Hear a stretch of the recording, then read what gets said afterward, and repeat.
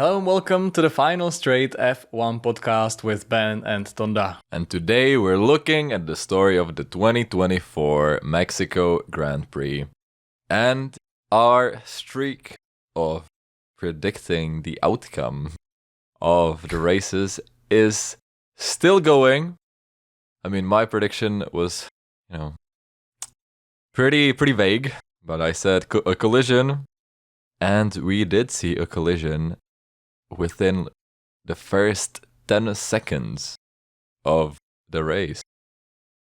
Yeah, which was, to be really honest, is, again, second time in 2 years that it happened before turn one, right? Like Perez, it happened to him last year with Leclerc and Verstappen. And a kind of similar situation happened between Yuki Tsunoda and Alex Albon. And one of the Alpines, I believe, who was on the right side. And Albon got sandwiched. And he absolutely took Yuki Tsunoda out. And in a quite dramatic fashion where he almost took out the cameraman. So quite a dramatic start to the Mexican Grand Prix. Definitely. And, even if we just look at how the rest of the Red Bull family drivers were doing this weekend. If you looked at it as a fight for the second seat of Red Bull, then not a lot of people were very happy, I think. Well, Yeah. Tsunoda out in the first corner. Perez. Second crash of the weekend of Tsunoda, actually, right? And Perez, well, we are at this again. We talked about Perez at length in this podcast, but this weekend, he really seemed like the European leg of the year, Checo, where he's not that comfortable in the car. And we saw him taken out in Q1, right? And he struggled all weekend long, especially in the Grand Prix, and especially against none other than Liam Lawson, who some would say is his direct competitor for the seat next year, right? Helmut Marko has been saying, we will see a junior driver next to Max in 2025. And now after Mexico City, Horner has been heard saying, we can't rule anything out, when it comes to performance, you have to make tough decisions. Which, especially, Checo, especially in front of his home crowd, I can't imagine that he walked away very happy. Yeah, and it started absolutely horribly in qualifying for him, right? He didn't even qualify out of Q1. Yeah. Which, in a Red Bull, I get it, it's not the same Red Bull as last year, right? But it's still insane to think that Max Verstappen in the same car puts it on the front row of the grid on P2. Yet Perez struggles to get it out of Q1, which, I don't know, I find it quite ridiculous. But here we are once again. And the fight it's on, because I think also Yuki Tsunoda is going to be doing a Abu Dhabi postseason test in the Red Bull. Yeah. So it seems like a direct shootdown between Tsunoda, Lawson, and Perez to an extent, right? And Perez enjoyed a fight with a V-carb this weekend. Well, I don't know if I would say enjoyed. Brother. Yeah. But it was. First of all, what do you think about the whole Lawson and Perez racing? What did you make of it? What was how did you see that going? The F1 TV commentators made a really good point, I think, when they said that as a consequence of Max Verstappen not receiving a penalty for his move in Austin last week, everybody is trying to kind of not copy that move, but everybody is focused on getting to the apex first, and then good luck to everybody else, Because I turn now, good luck everyone else. Yeah. I mean, yes, we saw now in the Verstappen got 20 seconds worth of penalties for the 2 moves he made, which should probably set the trend back again. But yeah, I think that what Lawson, like, he was feeling pretty brave sometimes, which I think he might be the better driver, out of the 2. Yeah, although Perez, we're talking about a guy who was chasing P2 in Baku a few weeks ago, but Baku is one of his favorites, but it's just the consistency there is very tough. But Lawson, yeah, I think, the moves were questionable sometimes, but I think what really put the cherry on top was the middle finger that he showed Perez as he was passing him. And I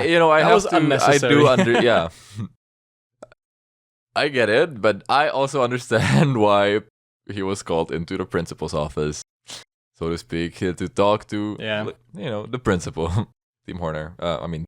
Christian Horner, Team Horner. Yeah. But what did you make of that? I mean, I think my first point is Perez shouldn't be racing V-Carbs. Yeah. Perez shouldn't even get into that position in the first place, right? Like, of course, the fact that it's 2 sister teams, and even Helmut Marko was he was not harsh on Perez, which is, I think these days it's hard to see. But he was saying that it was very unnecessary between the sister teams. But from my perspective, I feel that Lawson, I think is the second time, last week it was in the USA, he had the problem with Alonso, who was calling him an effing idiot, right? And now he was saying, now Perez was saying the same as Alonso to him. So maybe to the outside world, it seems like Lawson is the problem child. But I mean, I saw his defense being, I guess, very, very hard in terms of hard racing. Like, it was elbows out. It was on the limit. But I don't think he really overstepped the limit. Like, I guess we're thinking about it differently because it's the Red Bull family, right? But I felt like Perez in the first incident, he just dived down the inside quite late, and Lawson already closed the door. And I mean, he gave him space, but then Perez, he kind of pushed him out of, just outside the track. And then Lawson just tried to rejoin. Yeah. He couldn't. He looked at his onboards and his steering wheel was pretty much full lock. And he wanted to make the corner, and then they made the contact, and, Perez had damage, and the rest is what happened. And then Perez finished last without the fastest lap. So, embarrassing for him and terrible for him to finish his home Grand Prix like that. But I guess that Lawson showed that, hey man, I'm not easy to I'm pass, here, and I'm here. And your seat is at stake. I'm gonna talk to your boss after the race. Yeah. But we touched upon the Max situation and the fact that he got 20-second worth of penalties. What did you make of that incident? Because I mean, it is, it's incredible to see what it like. It's shocking to me, at least, because me personally, I started watching F1 at a time when Hamilton was the most dominant person in the sport, and Max Verstappen seemed like a breath of fresh air. And I thought, well, people say that he's crazy on track, that he is a terrorist, and some of the moves, in 2021, I was like, okay, but that was the title fight. You can bat an eye, but then in the past 2 years, Verstappen hasn't really been challenged, right? Like, he just had the fastest car, so when he did fight somebody wheel to wheel, it was for like a turn, and then he was ahead. If we, after the first half of 2022, when they had some on-track battles with Charles. But now, with McLaren and Ferrari back at the front of the field, Max is being challenged again, and clearly he's I don't know what else to call it, but desperate. With these moves. Yeah. Because he's still an incredible driver, but I really don't know what's making him pull moves like these. Whether it's him being so worried about losing the championship to Lando at this point, and thereby opening a door for Charles twice in a row now, which is very funny. But or whether it's just regular Max that we're just seeing back now after not having the most dominant car. And I don't know. Yeah. The incidents, I mean, it almost seems at this point quite intentional, which to an extent you have to understand it, right? Because in the USA he wasn't punished. I don't know, it was very odd in terms of the consistency. And this time, I think we have to take even like turn 1, lap 1. I think that when he was sending it on Sainz, Sainz had a bad start compared to him, and Verstappen was ahead, and he braked late, and he kind of pushed Sainz off, which he had to rejoin through the grass and blah blah blah. But I mean, I felt that it was maybe harsh racing, but it's kind of part of the racing because he had the inside line, he was ahead, which I get it. But it's still weird to see people pushing other drivers off. It just seems contrary to what racing should be, but is the rules, I guess. But in terms of the first incident where he pushed, well, because Lando was the attacker, right? Yeah. Lando was behind him, and he attacked Verstappen, and he braked very late down the outside. Yeah. He just tried to go around, and I don't know, like it's like the 1,000th time somebody's going to try go around, Verstappen and around the outside, and he's just braking late. He's releasing the brake, and I think that Lando was actually even ahead at the apex. Yeah. Yet he still bumped him off, and I think this time there was even a contact, so he just bumped him. No, that's the problem with, that's the problem with what's happening after last week with Verstappen not getting a penalty. Now it's all about getting to the apex first, and even when we get pushed off so severely. But then it was so close at the apex in the first incident. Then the second one, Max just fully sent it with no. The second one, I mean, it was ridiculous. Any thought, and it's just frustrating to see because, and it's also interesting that he's, we've seen him race Hamilton like this. Now we're seeing him race Lando Norris like this. But funnily enough, usually when they get wheel to wheel with Charles Leclerc, it's way more, I don't know, respectful, you could say. And people have been saying that is because Max knows that if he tried to pull that shit with Charles, that Charles would just take them out both because he wouldn't stand that. I don't know how much of that is true, but the incidents, their incidents go way back. I mean, Austria 2019 was a prime example of Verstappen not even being afraid to bump Leclerc off the road. But I mean, going back to the incidents, the first one I thought, okay, this is a clear 5-second penalty to Verstappen. Yeah. Like to an extent, because Lando still kept his place. Yeah. Which I don't know. I honestly don't know what the ruling would have been if Lando would have just pulled away from Max. Yeah. Because I guess maybe it would have been left without a penalty. Yeah. I don't know, because he would have taken the position and therefore it would have been cleared, I guess. Yeah.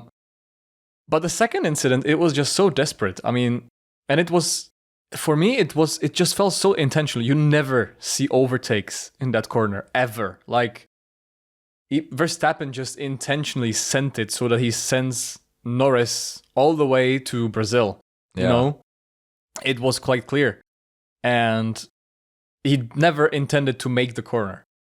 And I feel like there was a difference between these two incidents. So I thought, okay, so the first one could have been a 5-second penalty. And the second one, I don't know, man.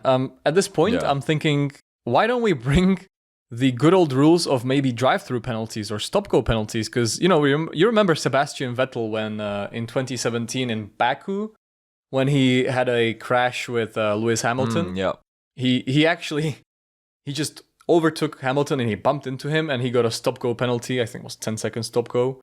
It was intentional. Yeah.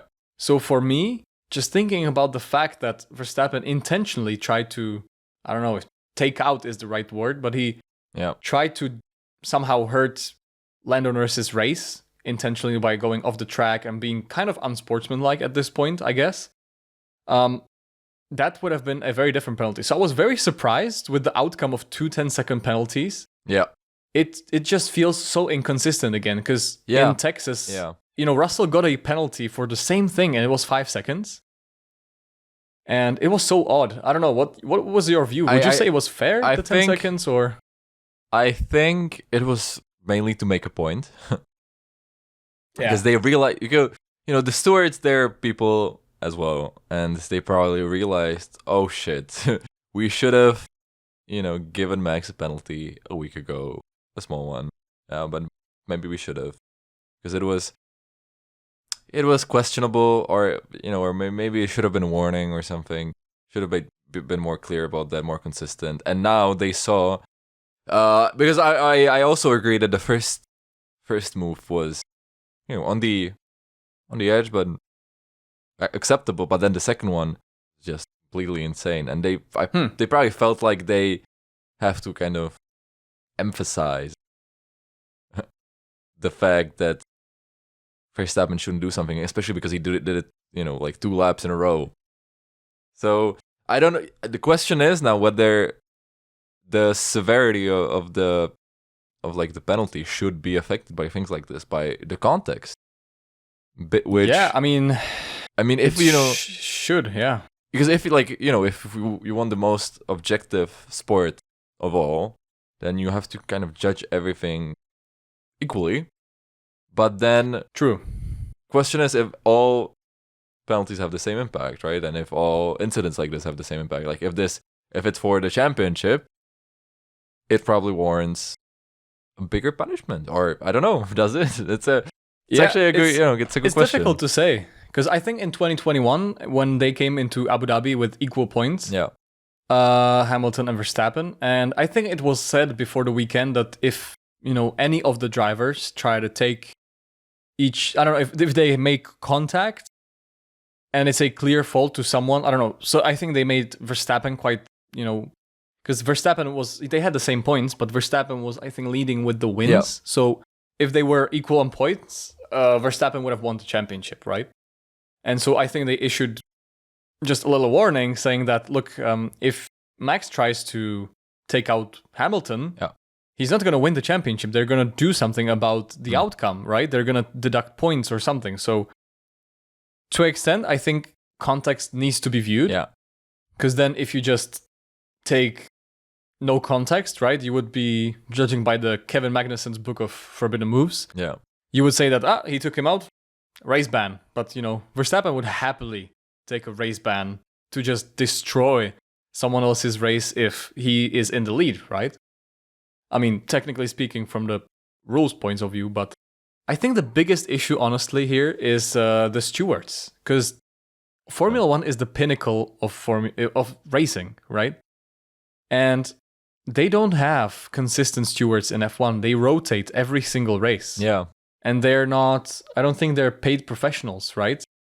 So if you have IndyCar and NASCAR who have consistent stewards, like at least half of them, I think, are permanent. Yeah. So if you have 4 stewards, you would have 2 stewards that are always there at every Grand Prix, and they're being paid. They're professional, like they're just designed for this job, right?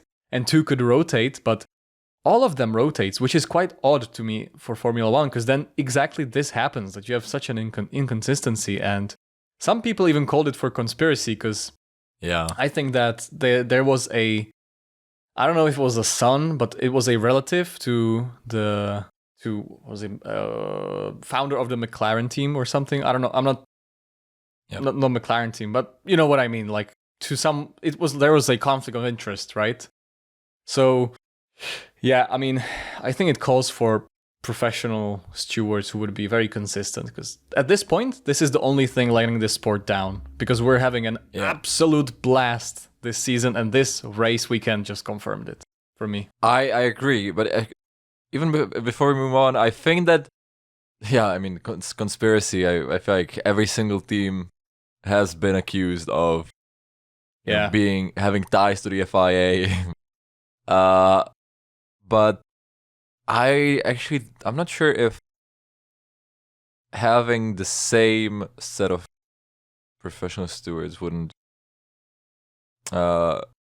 exacerbate this issue even more, because if you have the same people judging this every time, and they're also just humans, they also can make a mistake, but then at least but they can repeat those mistakes in future races, and maybe, I don't know, that I feel like with this system, at least it's a bit randomized. I don't know, I also agree that it should be more consistent, but this is kind of playing the devil's advocate here for having the system that we do.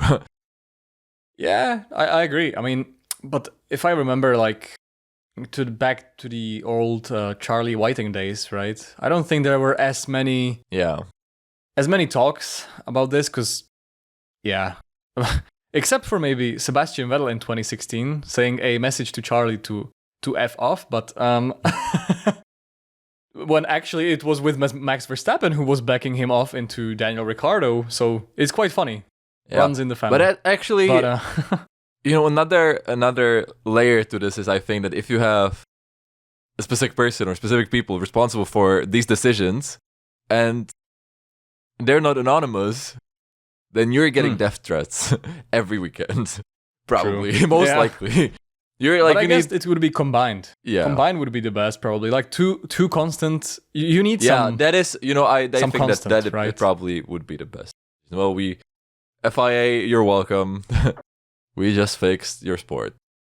But but you are correct in saying that this is a wonderful season. We talk about it every time. This race was no exception. It was a banger. Yeah. And, we've just spent quite a long time talking about the incident between Max Verstappen and Lando Norris. And just like in the championship, the Ferrari has gone unnoticed so far. Yeah. Because they have been sneakily moving up the order. And, well, they overtook Red Bull for P2 in the Constructors' Championship. Exactly. And that should be no surprise to one and only Sergio Perez, who is in the Drivers' Championship, which I can't even believe I'm saying, but... But Carlos Sainz drove an amazing race. He really knocked it out of the park this weekend, I think. Even qualifying. Amazing, exactly. 2 laps. Amazing Absolutely 2 laps. Dominated. Amazing. And I mean, you can tell that. I mean, he said it. He said it. After Austin that it's bittersweet for him, because he knows that he's leaving this team at the end of this season, and he's going to be replaced by Lewis Hamilton, and he's going to Williams, and Williams are not going to be fighting for the wins next year, So unless a miracle happens, or for signs of miracle, and Helmut Marko goes, you know what? One Spanish-speaking driver for the other, and they actually end up hiring Carlos, or in a couple of seasons. I don't know. Would be kind of weird, also not putting somebody younger there. Or I don't know. I mean, Mexico loved him, right? Yeah, Mexico loved Sainz, so maybe it was a huge test for Red Bull if they can replace Perez for Sainz. That's actually, if the rumors that Perez could be fired because of, I don't know, the people of Mexico rioting and not supporting Red Bull anymore, then this might have been a test for that. No, but I am very glad for Sainz, because I think he deserved the win. Although the Italian propaganda channels are once again full of people saying that he was handed the win. It's a big topic. But Ferrari are now closing in on McLaren, also thanks to, Oscar Piastri not having the greatest weekend. Yeah, out in Q1, actually. Yeah. And he didn't have...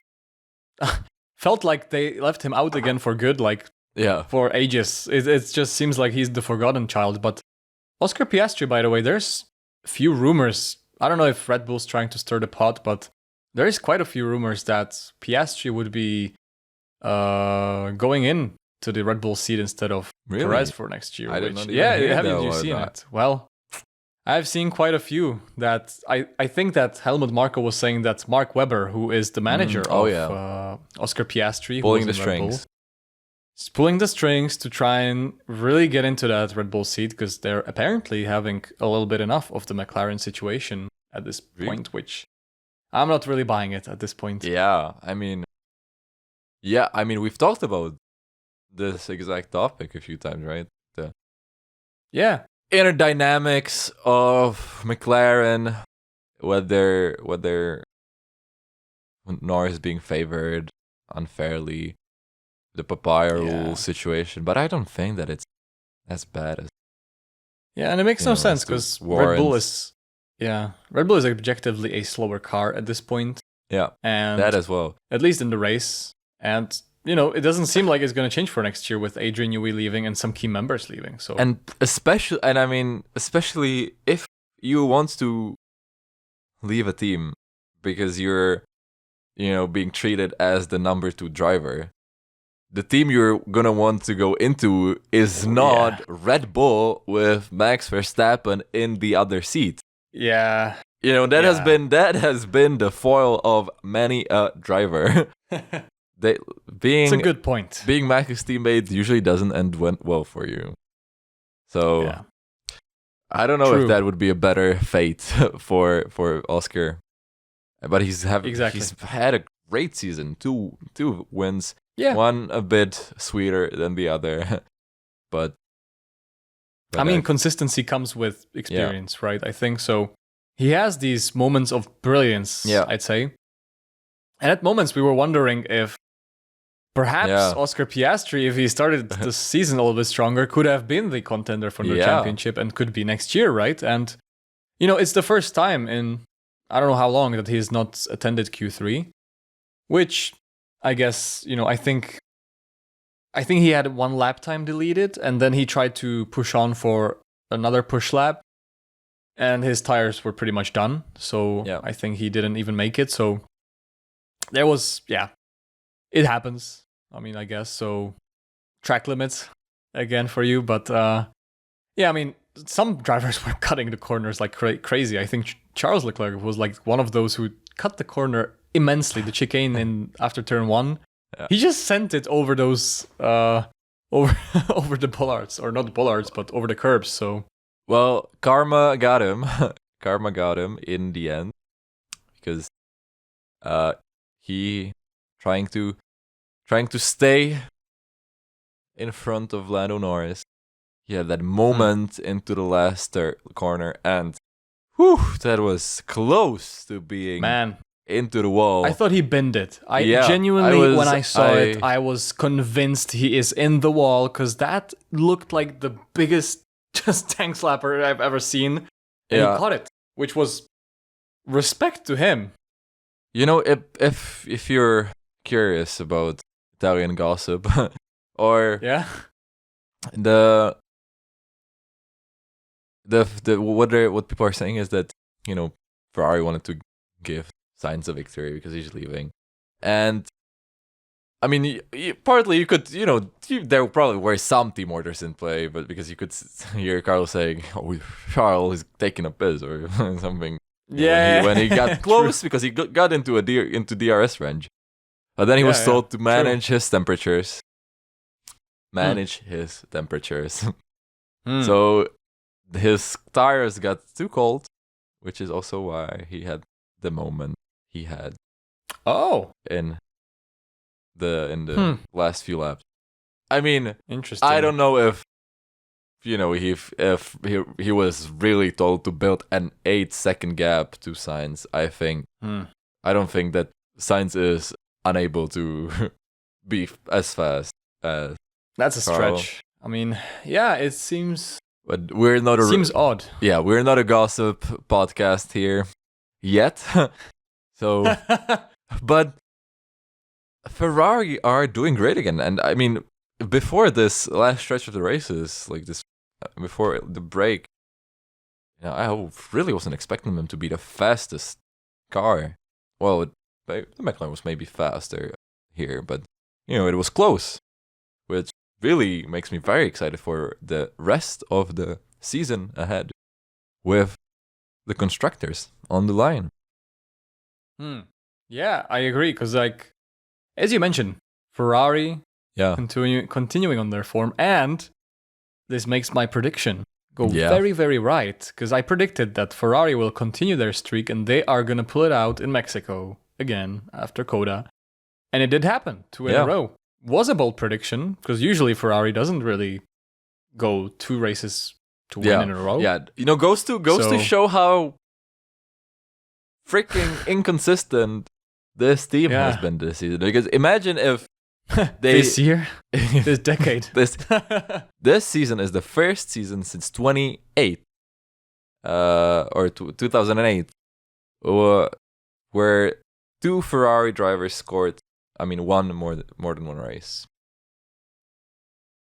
Last time that happened was where both drivers won multiple races. Is what I should have said it, but last time that happened, was in 2008 with Massa and Raikkonen. Yeah. Wow, that's if I remember right, 2017 it was only Vettel. 2018 it was Vettel and Kimi once in Coda. 2019 it was Charles twice and Vettel once in Singapore. Arguably in Canada, but we're not here for this at this point. Like, true, and 2010s were dominated pretty much by Alonso performances in the Ferrari. So, but you know what also happened in 2008? I do. Yeah. Lewis Hamilton won the championship. Well, the drivers won, yes. Well, who knows? Maybe he'll appear out of nowhere. Everybody else will get disqualified. But Ferrari won the Constructors' Championship. And it's been a while since we had a Ferrari v McLaren for P1. It was actually in 2008 since that happened. So it was literally 16 years. It's a rematch now. 16 years. You know what Charles Leclerc's driver number is? Jeez. Hopefully no Spygate this time. That would be hilarious. And maybe the other way around. Fred Vasseur sent some spies into McLaren. Jeez. Yeah, Hamilton joining very happily next year in the Ferrari, a McLaren. But it's all really. It's all coming together. It seems the master plan. Hamilton needs to be very happy at this point, because seeing that Ferrari performing so well. I mean, we have to also take into consideration we had 3 practice sessions, but one of them Leclerc was sitting out. It was it Ollie Behrman who was instead of him in FP1, and FP2 was pretty much only the tire testing session, or for the most of it. And I can't remember which of the Ferraris it was, but there was a crash.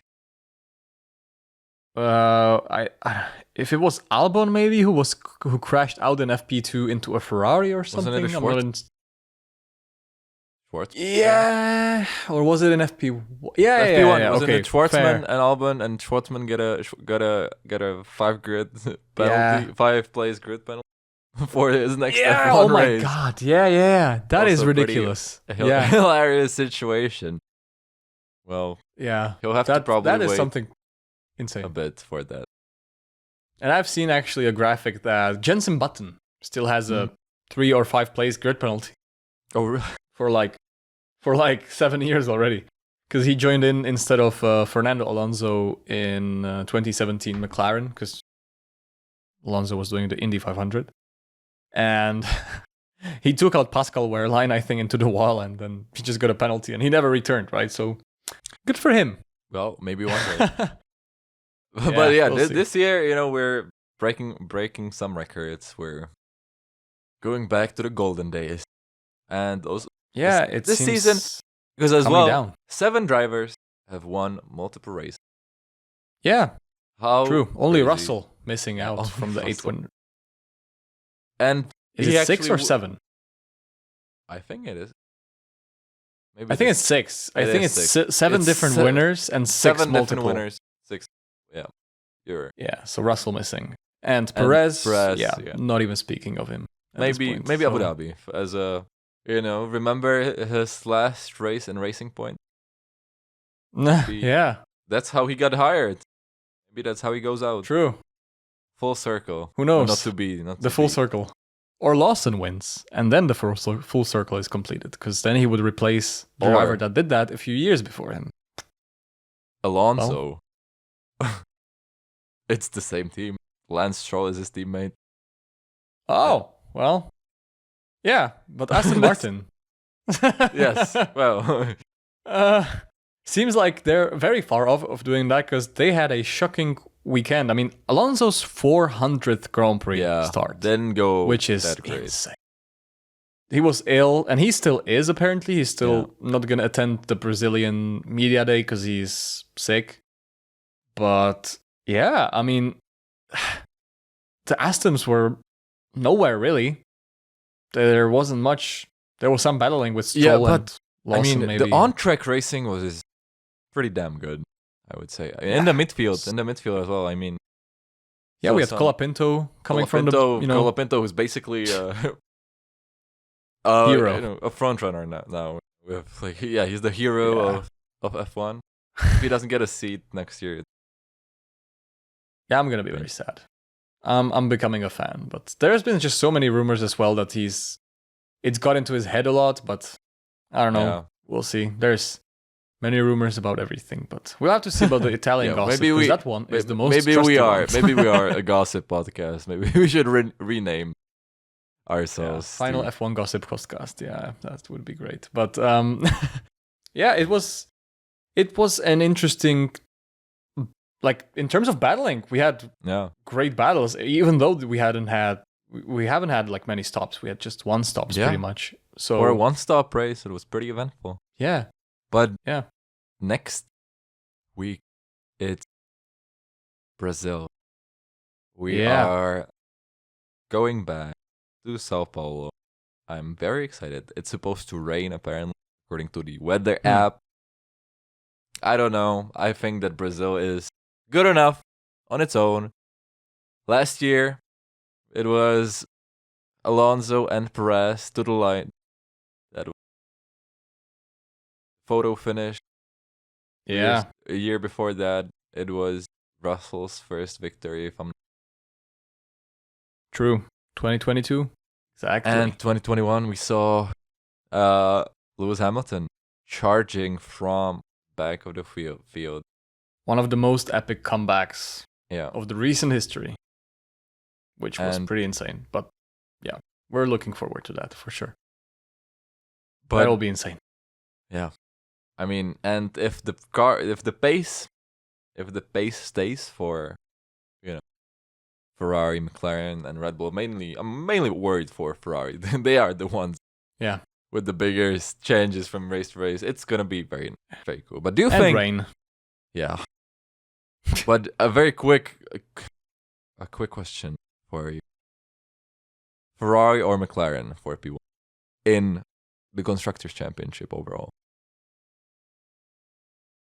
I still got McLaren because I feel that if it's rainy, we have seen Silverstone how well the McLaren works in the, let's say, slippery conditions.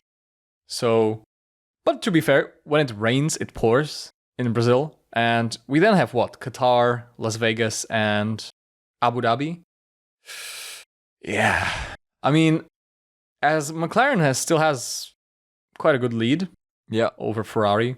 I feel 40. I mean 40? Yeah, around. Yeah. I think.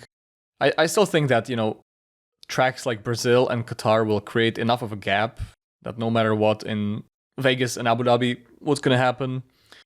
Then McLaren is still going to take a Constructors' Championship. What about you? I'm gonna, well, it's to make it interesting. I'm gonna take the opposite stance, and I'm gonna say that Ferrari are gonna walk away with it somehow after the weirdest season for them, when they had a double DNF in Canada, and Leclerc didn't score points for 3 races after his maiden win in Monaco. I don't even, Still gets me to this day. I can't believe it happened.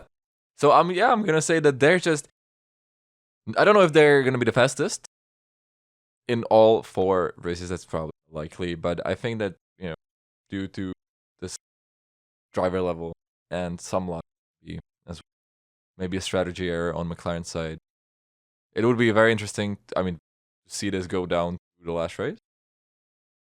Very cool. I mean, but it could as well happen. Yeah. But what about, while we're at it, Lando or Max for world champion? I think Max. It's not many races left, right? We have 4 races left, and he's over 40 points ahead in the champ. I mean, Verstappen is probably getting a 5-place grid penalty for Brazil because he has to change an engine, seems like. But Brazil is not that hard to overtake on, especially with a new engine, 2021. Yeah, I see you. I still think that the gap is just too big, and I don't see it coming down that quick, unfortunately. So, unless something unexpected happens, which, in a rain could happen, but Max Verstappen usually is very good in the rain. He's very good at Brazil. Yeah, what do you think? Who do you got? If it's not Charles Leclerc, then then I'm right. No, I think this time I'm going to agree with you, simply because I think that at this point he would have to get really unlucky. I think we will see a couple more moments like we just saw in Mexico between the two of them, which may hurt his lead a little bit. But I also don't think that Lando can maximize the point available. For whatever reason, be it his fault, the team's fault. But I don't think that they can. Maybe they'll surprise us. But it's gonna be very fun to look back at these. Also at our mid-season prediction for the constructors. I don't even. But we don't get too far ahead. We've mentioned that both of our predictions came true for Mexico City. 2 drivers collided. Yeah, one had damage. And it wasn't that hard. After we had some actual collisions and safety cars, after a bit of a collision-free period, and the Ferrari driver won. But what is your bold prediction for the 2024 Brazilian Grand Prix? I'm going to be very bold in this prediction. And I'm going to say that Sergio Perez will finish top 15. No, I'm kidding. I'm not that bold. Okay. But okay, let's be fair. I'm predicting that one of the Saubers will finish in the top 10 at least once in any of the competitive sessions. So it means, since we have a sprint weekend, may I add, it would have to mean that a Sauber would finish in the top 10 in the sprint shootout, in the sprint, in qualifying, or in the race. One of those sessions. When you say like that, it sounds reasonable, but I think that they'll very unlikely. Yeah. Well, that is very possible. Also, we haven't even mentioned it, but Haas is the 5th fastest car right now. It seems like it, because for some reason, at some points, I think Kevin Magnussen was on the hard tires. It was like 1/10 a lap faster than Max Verstappen. Yeah. Which I don't know, like Should we say maybe it fourth? was the engine, but Fourth fast? yeah, maybe like Very well, faster than Perez at this point. But Yeah. and they But scored double points. they did. Again, right? I think. Yeah, they did. I think Hulkenberg finished P9 or yeah, he finished did. P9 and They did. Magnussen P7. P7 and P9.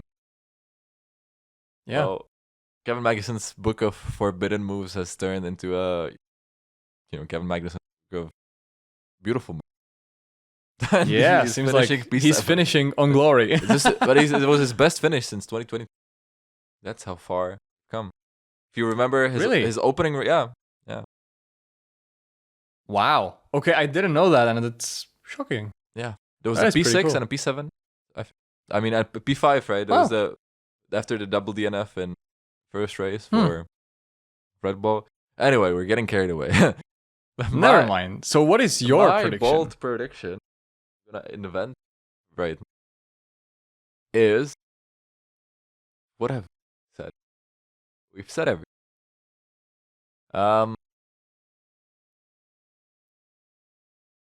Well, why not? Lewis Hamilton. The Mercedes, they weren't that far off. Yeah, I see you nodding. Yeah, they weren't that far off. And I'm gonna say that Lewis Hamilton, motivated by what he's seeing at Ferrari, he's just gonna give him some extra strength. He's going to be on the podium.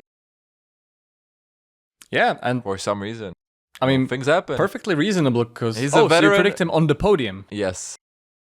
And for the sprint or for the actual race? Any race. Okay. Because I think that rain and Brazil with Hamilton is gonna be. I could say top 3 any session. Played safe like you, but I'm gonna say race. Yeah, sounds good. But yeah, Mercedes, as you say, they had pretty intense battles as well. Because they were quite on it. Because Russell, let's not forget, Hamilton was running the new spec of the Mercedes from the US, and Russell had to run the older spec because he crashed in Coda, but he crashed again in Mexico in practice. I don't know if it was practice 1 or 2, but he crashed again. So he had no spare parts. He still out-qualified Hamilton, who was very unhappy about the fact the car felt very different to how it felt to FP3. But Russell actually overtook Hamilton in the first stint, right? On the mediums, seemed like Hamilton's not having a great day. And then when they switched to hard tires, Russell had a collapsed flap on the wing. I think it just broke, right? On the front wing. And he was quite a bit slower than Hamilton, and they were battling for so many laps because it seemed like the spec that Russell was on, it seemed faster on the straight for some reason, because even with the RS, I mean, we know about air density, right? That it's very different in Mexico, and that slipstream doesn't have such a huge effect, same as DRS. That's why the teams, even with such a long straight, they're running pretty much their max downforce, almost. And he was not really, he was not really going closer to Russell when he was having his DRS open. So, yeah, they were battling for so many laps. He was trying so many different alternate lines, and in the end, Hamilton got Russell, but it was a fight. It was entertainment. Was they kept it for clean. Few laps. They kept it clean. Yeah, that's how you race. That's Oh. But who is your driver of the weekend? Who is? My driver of the weekend is 100% Carlos Sainz. Yeah. There is no doubt for me. We usually give it to the winner, probably for a good reason. But I think with the 2 laps he pulled out in qualifying, and what he won. He was dominant. He won by 6 seconds, 5 seconds. Yeah. I mean, he got overtaken by Verstappen. Him. He overtook him back. Yeah. So it was a great job from. So I think we can give him smooth operation. Yeah, it was a smooth operation. Give him our final straight F1 podcast seal of approval. And for me, for the non-top team driver. It's Kevin Magnussen. And his book, and his library of that is gonna be sorely missed after Abu Dhabi. He's really bringing something nobody else.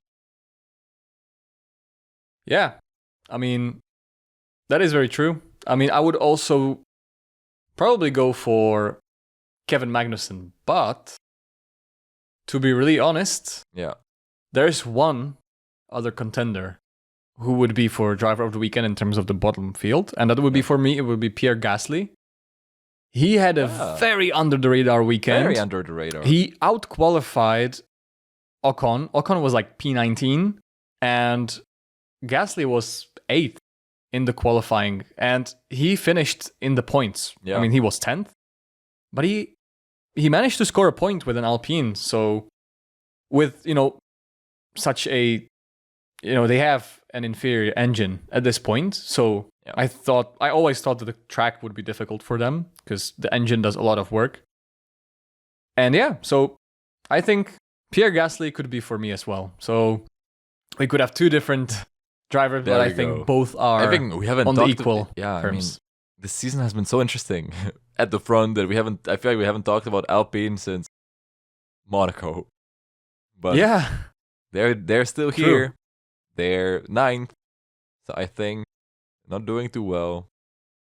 But well, we'll see what seems like they're not gonna have their engine. Yeah, they're not gonna be an engine manufacturer in 2026 onwards. So seems like they're gonna be taking engines from Mercedes. Yeah, maybe that's gonna help. That's gonna help their management issues. Anyway, we need to rate this race weekend and this Grand Prix specifically out of 10. What is your verdict? I'd say it is very difficult, but I'm gonna do a 9 out of 10. Ooh, okay. What would you put the Mexican Grand Prix at? Well, I think of course, everything is different now in the context of the second half of the season. I think it was very interesting, but it still lacked a bit. But still, I'm gonna say, it's still inflated. I'm gonna say 8. So an 8.5 overall. And we can be happy with that. Would you say it was better than the US Grand Prix?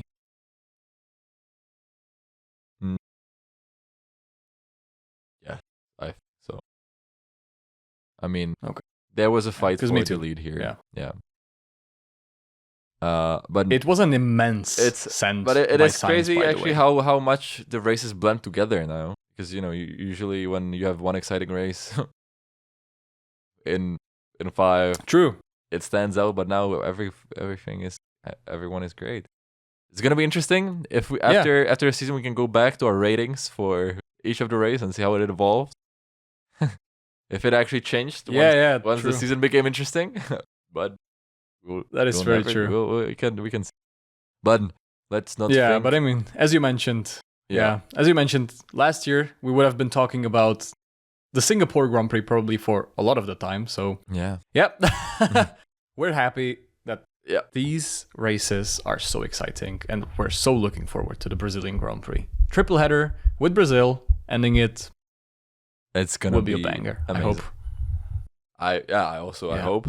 But we're gonna be here as well after that to talk about what happened, and we hope that you'll stay tuned in and you're gonna watch the next episode of the final straight F1 podcast. And see you next time, guys. Thank you for watching, and see you after the Brazilian Grand Prix. Thank you, and goodbye. Bye.